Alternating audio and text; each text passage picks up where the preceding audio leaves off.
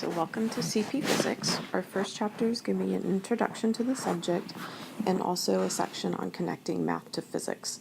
I know some of you might be really scared about how much math you're able to do in this class and maybe what your skills are, but don't worry, that's why we're going to spend some time going over all of the math that you're going to need to be really successful in the class. So let's get started. Our first topic is just to define physics. It's the branch of knowledge that involves the study of the physical world. A couple of facts about physics is that it's the oldest of the sciences and it's also the most mathematical. It began with Galileo in the 16th century but wasn't officially, quote, given birth until Isaac Newton a century later. The next thing we're going to talk about is the scientific method. In general, the essence of any scientific method is to make observations and then do experiments and follow that up with creating models or theories to try to explain your results and also to predict new answers. There are three vocabulary words I would like you to be able to distinguish. The first one is a hypothesis. This is simply an educated guess about how variables are related. And the next two sound a little bit similar to each other. A scientific law is a rule of nature that sums up related observations to describe a pattern in nature. Note that they don't necessarily explain why things happen, it's only a way to describe what's being viewed. Next is a scientific theory, which is an explanation based on many observations supported by experimental results.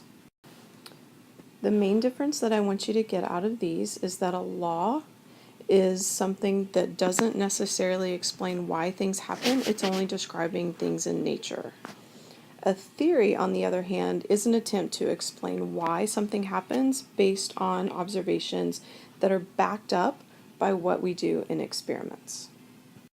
Now we're going to take a short step back in time and look at the Greek philosophers.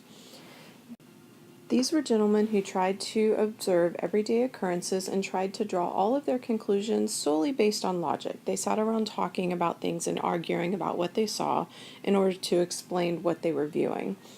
One of the things that the Greeks were looking for was what the world was made up of, and based on their logical arguments, they determined that all of matter was made up of four elements: earth, water, air, and fire, and they thought that each of these elements had a natural place, and that motion occurred because an element wanted to reach its own natural place. So for example, if we look at, let's say, a rock, what element do you think a rock would be? I hope you said earth. Okay, so let's say a rock was made up of element earth and they threw a rock up in the air.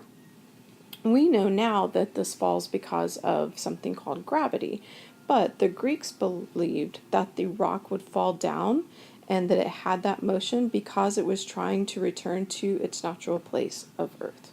So not quite as sophisticated as what we've developed over the centuries, but it gave us a good start in trying to come up with some of these scientific methods. Next, we're going to jump ahead several centuries. Up until the 16th century, Europeans accepted whatever the Greeks thought as truth, and they didn't really question any kind of verification because they thought, well, the Greeks were really smart and they had this really developed society, and why would we need to question them?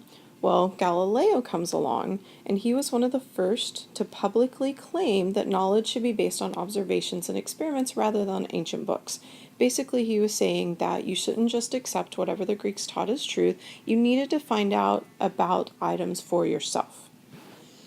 One of the things that Galileo was known for arguing was that the Earth and the other planets actually circled the sun. And it wasn't until my lifetime the Catholic Church actually forgave Galileo for saying such a thing. He had been excommunicated by the church for this idea, but it turns out he was right. And the church was a little bit slow to officially forgive him, but they eventually came around. A second important thing that we're going to talk about with Galileo is that he developed a systematic method that kind of led to what you guys have probably studied as the scientific method. Galileo had 3 steps to his method. The first one was observation, the second was experimentation, and the third was analysis. And this is a lot of what we're going to do in our labs. You'll observe something happening in class, maybe through a demonstration or a pre-lab, and then you're actually going to perform an experiment yourself, and then we'll follow up with some analysis and conclusion questions. Even though there's not one set scientific method that we're going to follow in class, We are going to go about it starting with Galileo's idea, and when we perform our labs, we will study problems in some sort of organized way. We're going to follow modern scientists and combine systematic experimentation. And the thing that we're adding that's different from Galileo is this idea of careful measurement. In our labs, we are going to have several trials and measurements for something that we're trying to observe. Then we'll use our data to come up with some sort of analysis and draw all conclusions, and perhaps we might subject it to additional tests. This is where your trials would come in to find out if our conclusions are in fact valid. The second part of our notes is going to be about measurements. Every measurement is a comparison between an unknown and a standard, and that standard that we are going to use in physics is the metric system. It's based on units of different sizes related by powers of 10. We've got 3 base fundamental units in physics. The first of those is time, and the unit for time is going to be the second. It will be abbreviated with an S, and I'm going to be really consistent this year about putting all of our units in brackets to make them more easily recognizable. So you'll see that throughout the year. The next standard unit for physics is going to be length, and it's measured in meters, and we will abbreviate that with an M. And then finally, we're going to have the mass, which is in kilograms. And I know some of you guys might be wondering why we use the kilogram instead of the gram. It's because it's a practical reason. A gram is so tiny that if we were to measure, say, a paper clip, that would be about a gram. So a normal object that's going to have a lot more mass to it would be several thousand grams as a normal standard. So that's kind of a lot to work with those big numbers. So the scientists that determined the SI system decided that a kilogram was much more practical. So that will be our base unit for mass. We also have a little bit more information. All of the physical quantities are in terms of base units. So for example, if we talk about velocity, that's something that's measured in meters per second. And notice that it's a combination of the base unit for length, which is meters, followed by the base unit for time, which is seconds. So it does still derive from that. We're also going to learn about the Newton in one of our upcoming chapters, and that's also derived from the base units. You've got kilograms, meters, and seconds all combined, but that's something we're going to talk about later. When we use scientific notation, this is a convenient way to shorten numbers that might have a lot of zeros. Typically, you'll see scientific notation written as some number, so the first number is going to be between 1 and 10, times 10 to a number with an exponent.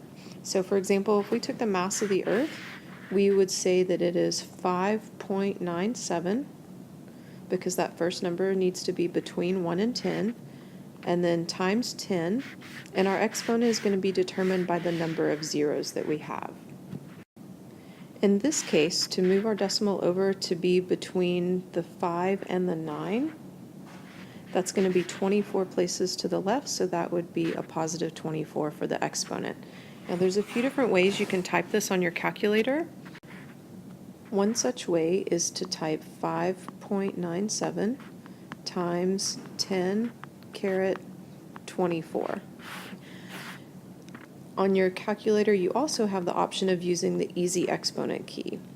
So you would type 5.97, and then there's a button on the TI calculators that say EE, and then you would simply type 24. What this looks like on your calculator screen would be 5.97 e to the 24th. So those are a few different ways that you can type on your calculator. I would suggest using the EE, the easy exponent button, simply because if you're dividing by a number in scientific notation, you don't really have to worry about the parentheses. For example, if I were to divide by this number, and I typed it in my calculator 1 divided by 5.97 times 10 caret 24, I would need to include parentheses around that entire number. Otherwise, my calculator would divide by 5.97 and then multiply by 10 to the 24th. Versus if you use the easy exponent key, it's like as if your calculator is plugging in the parentheses for you. So it's just a little bit easier. And remember, if we move our decimal to the left, the exponent is going to get larger. just like we did in our example with the mass of the Earth. And if you move your decimal, let's scratch this one out. This one should say to the right. So check your notes. If you move the decimal to the right, then your exponent will get smaller.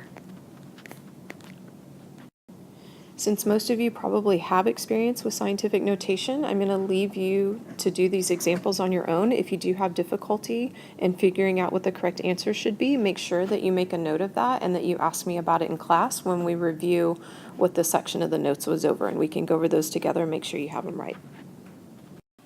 These are some mathematical notations that you might run across. I'm sure you've seen equals, less than, and greater than before. I wanted to highlight this Greek letter delta that looks like a triangle. It indicates a change in a quantity. We're going to see that come up in the next chapter. We also have something new. This is sigma, the Greek letter. It looks kind of like a capital E, and it represents the sum of several quantities. So if you've used Excel or Google Sheets, you might have seen that when you go to add different cells together. And the last one is an alpha, and this is something that means is proportional to. So when you're comparing two quantities, you can say, for example, that mass is proportional to weight, and it means that you can compare two quantities on parts of an equation without necessarily having them equal to each other. We're just comparing their proportionalities. Next, we're going to work a little bit with percentages, decimals, and fractions. And the word percent actually means per 100. So that's just something to keep in mind. Whenever you see the word per, you're going to divide by, and then in this case per 100, you would be dividing by 100. So if I saw the example of 40%, I would take 40 and then divide it by 100, and that would convert it to a decimal. If you're going backwards and converting a decimal to a percent, then you would multiply that decimal by 100 and then add the percent sign.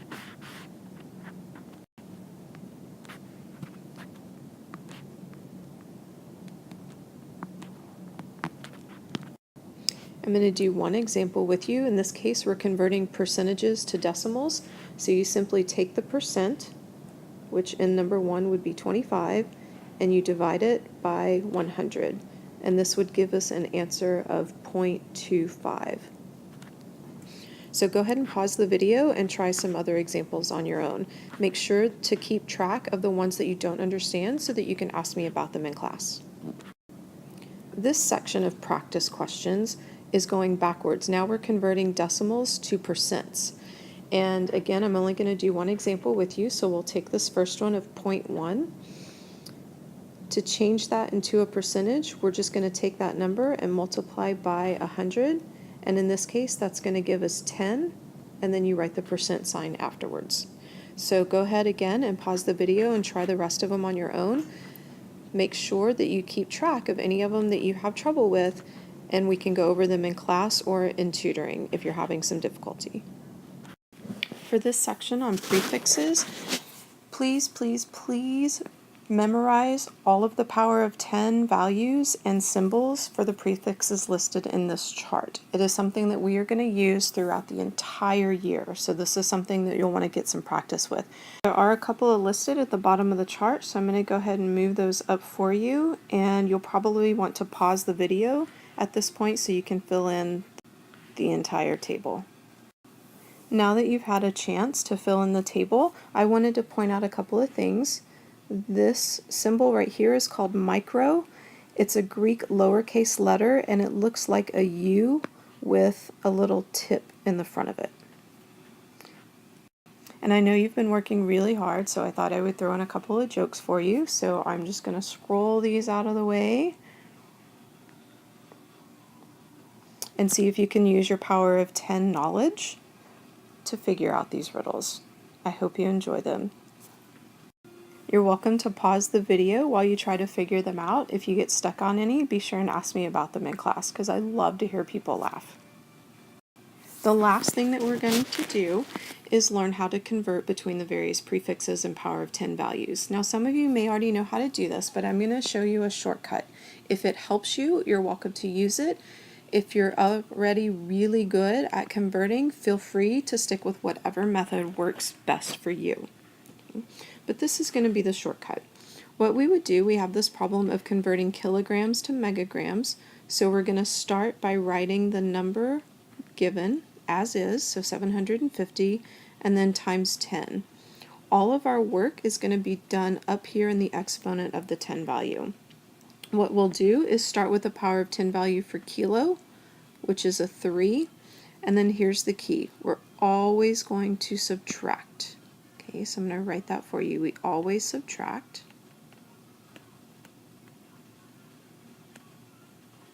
And our next exponent, it comes from mega, which is a 6. Okay, so that's going to leave us with 750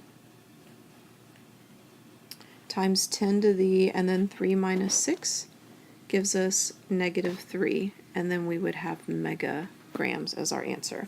And I understand that this isn't correct scientific notation. You're welcome at this point, then you would move your decimal over and change your exponent as needed. For our second example, we've got 21 meters to centimeters, so we're going to say 21 times 10. Notice that there's no prefix right here in front of meters, so what we're going to do is our exponent will be a 0. Okay. And then remember, we always subtract. Centi is -2, so that's going to leave us with 21 times 10 to the 2 centimeters. I'll do one more with you. We're going to have 14 picometers, so we'll write down 14 times 10. Do you remember pico's power of 10 value? It is to the -12th. Okay. And then we're going to subtract. Milli's power of 10 value is a -3, and that's going to leave us with 14 times 10. And when we look at all of the work done in the exponent, -12 minus a -3 ends up being -12 plus 3. So that's going to leave us with an exponent of -9 millimeters. And again, you can move your decimal over and change your exponent to make it correct scientific notation. This is just a quick way to show you how to do a conversion. There are 2 more for you to practice on your own. If you're having problems with them, please come into tutorials in the morning or after school, or be sure and ask me about them in class when we go over the notes.